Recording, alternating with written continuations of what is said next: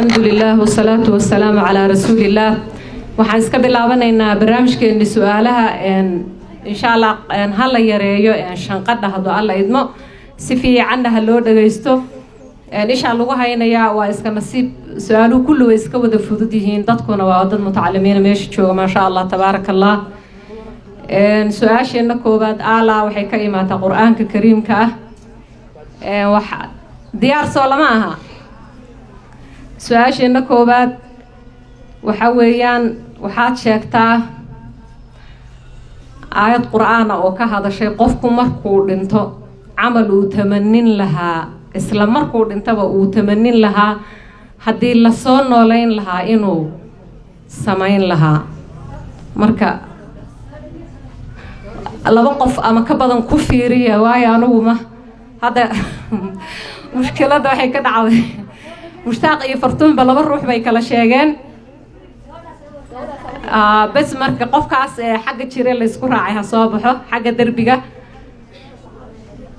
su'aalu aad bay wada fudud yihiin waa iska nasiib Ilaahay ha idin barakeeyo insha Allah ta'ala habar yar waxaad u dhiibtaa mikrofoonka halkan markii soo istaagto saddex mikrofoon ba isku xaji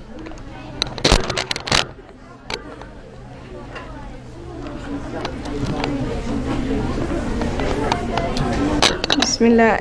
السؤال جوابت هذا اسكو داي waxa way sadaqada ay daliilka aayada la aayada way muhiimadeena aayada waxay ahayd wallahi aayada aad ma xasuusto gabadha labaad madam qofka xagga la khayr badan Allah siiyo walaasheen su'aasha si haafay uga jawaabtay qofkii labaad oo gacanta taago la arkay hal soo kiciyo ha ka jawaabo muhiimada aayada quraanka loo jeeda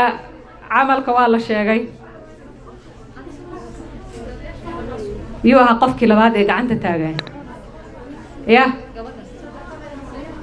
ay soo zahra Allah wabayo sorry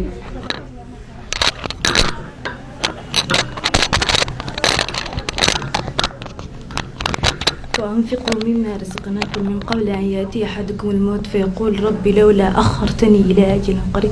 فأصدق وأكون من الصالحين. ما شاء الله تبارك الله يعني جائزة إذا هلا سيكالي هبر مقعة يا عائشة جائزة إذا هلو دي بكبر أسو تكبر إلهي سبحانه وتعالى بركايو ويكتشوابتي سؤاشي النكوبات وأهيد qofku markuu dhinto isla markaaba waxa Ilaahay subhanahu wa ta'ala uu inoo sheegay amal uu tamanin doono inuu sameeyo amalka waa sadaqada aayada daliilkana way akhriday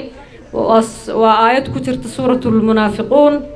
oo waxa weeyaan wa anfiqu mimma razaqnakum min qabli an ya'tiya ahadakumul maut fayaqula rabbi lawla akhartani ila ajalin qaribin faasaddaqa wa akum min as-salihin Ilaahay subhanahu wa ta'ala wuxuu yiri baxsada oo nafaqaysta waxaad haysataan intuuna mawdku idin imaanin oo qofku marka uu dhaho ilaahayow hadaad dib dhigi lahayd ama dib ii celiso aan wax soo sadaqaystay waxaan ka fahnay aayadan oo ka qaadanay sadaqada fadliga ay leedahay su'aasheena labaad ayaan u gudbaynaa waa su'aal aad u fudud isha ku haya insha Allah ta'ala waa su'aal aad u fudud oo malaynay in aad loo garanayo وحويان كم أركان الإسلام وما هي وما الدليل أركان الإسلام كوامقة محيك ليهين هذا الدليل كشك آت هلو فتشقنا ذو سؤالها ويفردين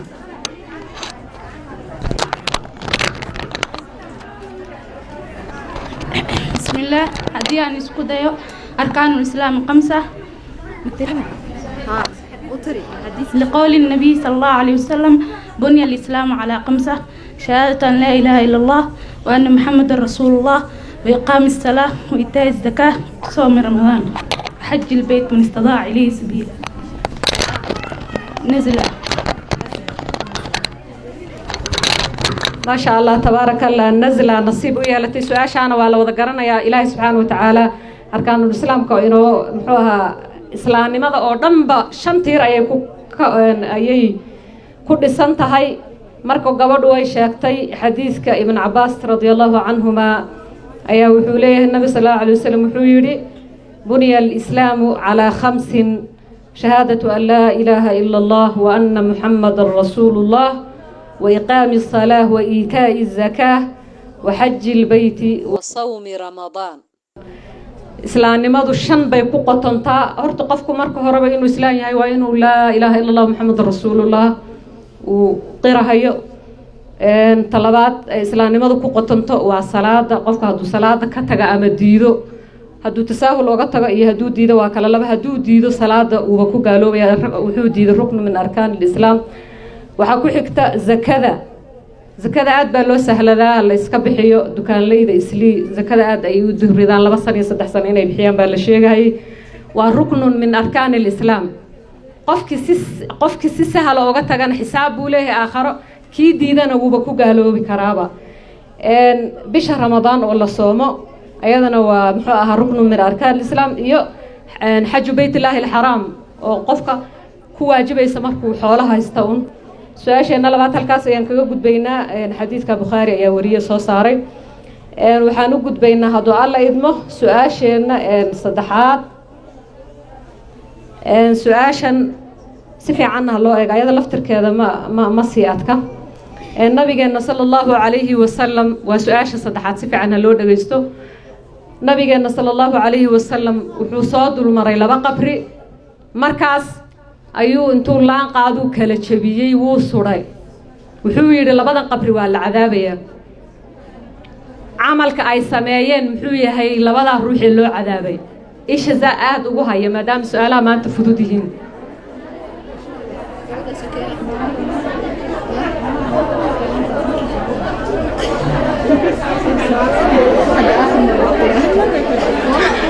hoos الله الله إن شاء الله تعالى هو الحق أسمر مركا سؤال استاجبنا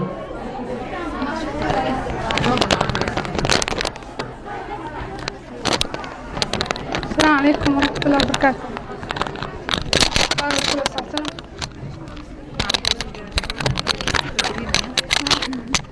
قال صلى الله عليه وسلم أما أحدهما فكان لا يستتر من البول وأما الآخر فكان يمشي بالنميمة. عائشة علي عائشة حقا سومر جائزة هذا قاضى الله بركة عائشة ويشاكتي waxaa la sheegayaa qaybaha hore in eegaynin qaybahan hore la fiiriyo maadaama muxuu ahaa ay u soo horeeyaan waa run xagan hore la eego muxuu ahaa si loo su'aalaheena maanta ma sha Allah waa nabiga sallallahu alayhi wasallam xadiiskaas ay gabadha inoo sheegtay wuxuu sheegay wuxuu soo dulmaray 2 qabri oo la cadaabahayo wuxuu yiri labadan ruux waa la cadaabahayaa waxay dadku moodaan wax weyn looma cadaabahay laakiin waa wax weyn oo waxa loo cadaabahay wuxuu yiri midkood kana yamshi bin namima wuxuu u socdaa inuu dadka hadal u kala geeyo telefoonka ba meesha galay adoon soconin oo gurigaada joogto yaa qabriga lagu cadaabin telefoonkii baad heblaay waxay tiri hadaa dhado 2 qof hadalkaada isku caroodaan khatar ayaad u tahay aakhiradii oo la gaarin weyneyd in qabri cadaab aad ku mudato kan labaadna waxa weeye kana la yastatiru al-bawl kaadida iskamuuna hagaajin jirin halka waxa soo galaya canugaataysatay kaadidiis salaadii oo dhan kaama asaxayaan hadaadan dahaaradaada kaamil ka dhigin marka xadiiskaasna waxaan ka faa'iideysanay 2 shay oo hadii qofku uu ka dhigto uu joogto ka dhigto ama uu sameeyo qabriga cadaab uu ku galahayo oo ah midna isku dirka dadka oo iyo hada loo kala geeyo midna inuunan iska daahirin nijaasada kaadida markii la leeyahay iskamuun hagaajin jiray waxa laga yaabaa meel sagxadu ku kaaji jiray markaas duulduulka soo gaari jiray haduu tukadii hadii kala waaba isku mid basalaad ba laga ma aqbalayo qof aan daahiradiisa kaamil ahayn hooyadii ilmaha haysato canugi meeshan intuu ku kaajo ayadana way ku jirtaa caruurta kaadidooda hal iska aslaaxiyo la iska hagaajiyo salaadeena ayaa ku tacalluqda su'aasha saddexaad halka hadaan kaga gudubno su'aasha afaraad aad ayay u fududahay gabdhahan u horeeyay muxuu ahaa bal isha lagu hayo gabdhahan u horeeyay way sheegteen salaatu duha goorma la tukadaa maxay ku fadhidaa oo ay taadil maxay yaani ku fadhidaa qofka muslimka maxay ugu fadhidaa maca daliil yaa taagay gacanta yaa taagay gacanta idinkaa u xil saaran fiiri adi miyaa taagta gacanta hayso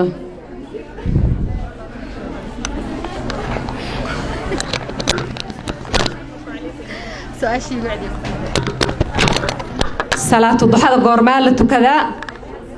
meeqa ragcadood baa u yar maxayse u dhigantaa tukashada la tukanaya nabi sal ly slam wuxuu yidhi waxbay inaga kaafidaay waxaas muxuu yahay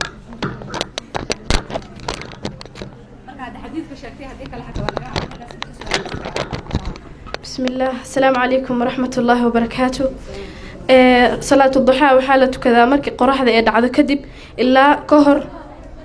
قرح ذا مركي صباح ذا كذب إلا يعني صلاة الظهر دقيقة ذا كهر ولا تكن كرا النبي صلى الله عليه وسلم وحا أوير هرت لبا ركعة ذا أوير النبي صلى الله عليه وسلم وحي نو شيغي إن صدقة إنك جوديس حبنها نودن إيك جوديسو سدح بقول اللي حدا حبنود بالله التوفيق أيان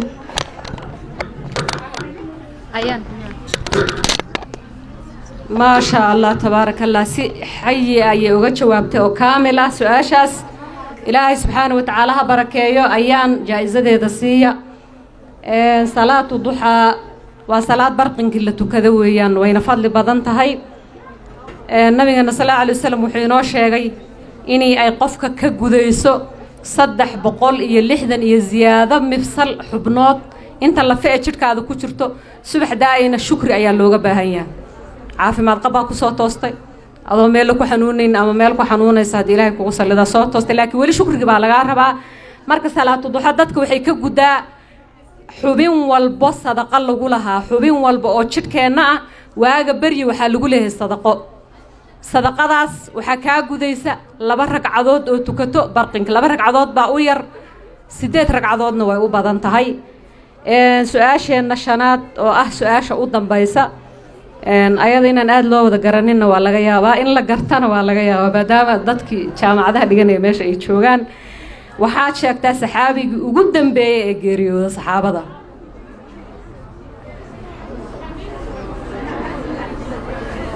من هو آخر من توفي من الصحابة؟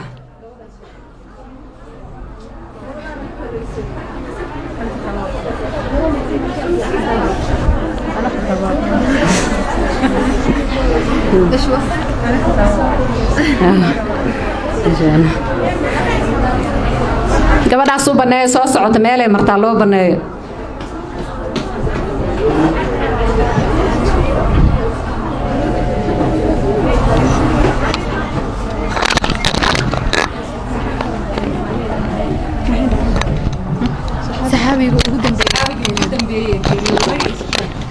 بسم الله هذا اسكودايا وحين خناسة أبو بكر أبو بكر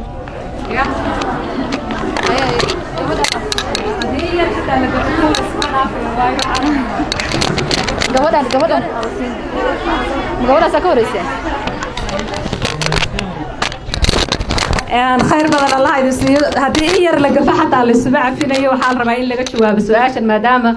ضدكم متعلمين تعالوا وقت لقلي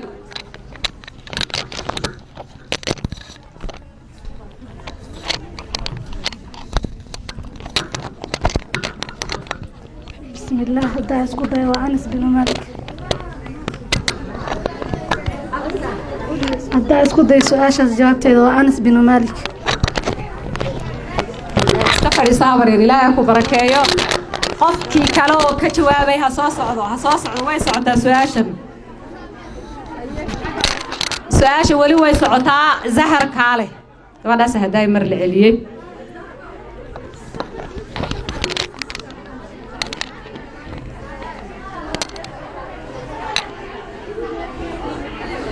xagaasaas u soo mar kamarada gadaasheeda soo mar saxaabigii ugu geeri dambeeyay بسم الله هذا نسكت ورفيل بن عمر إن شاء الله رضي الله عنه ما شاء الله زهر حمدي الله بركايو زهروي قبل بان لحني أي قشي كل عليه محاتر هذيهم رفيل بن عمر رفيل كاتب لو ذميها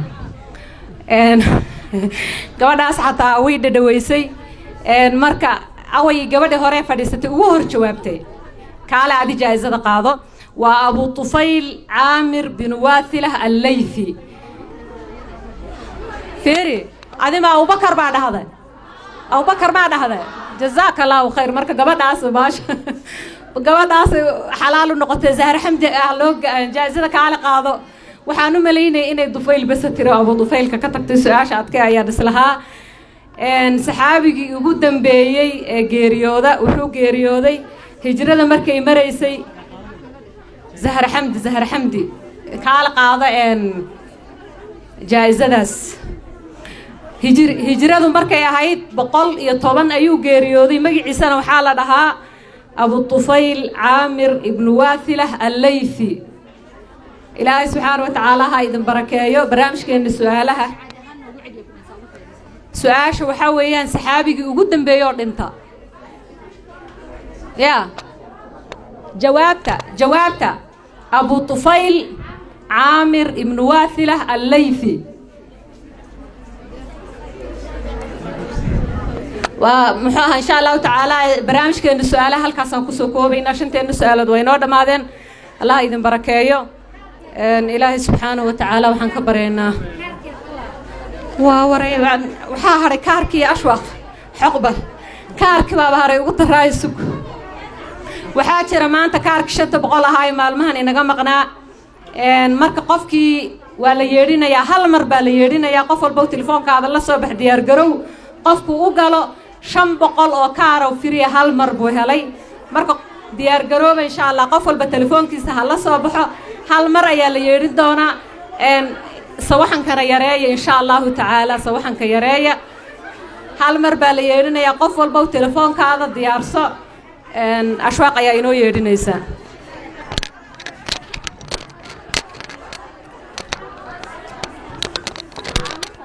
هيا ديار متين ما بلا كو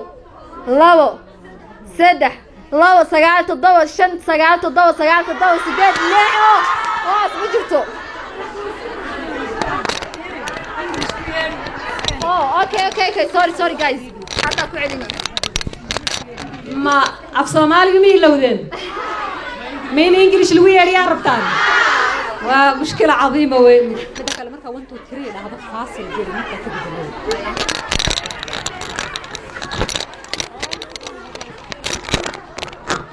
هيا وابلاوي 297597978688133691 هيا كاركو إن لو ترتيب صار مرة لبعضها كو عنايا محا خلدر ما أنت الملك ديار قروبي هيا 1 2 3 هيا ستارت 2975979786133691 يوغلي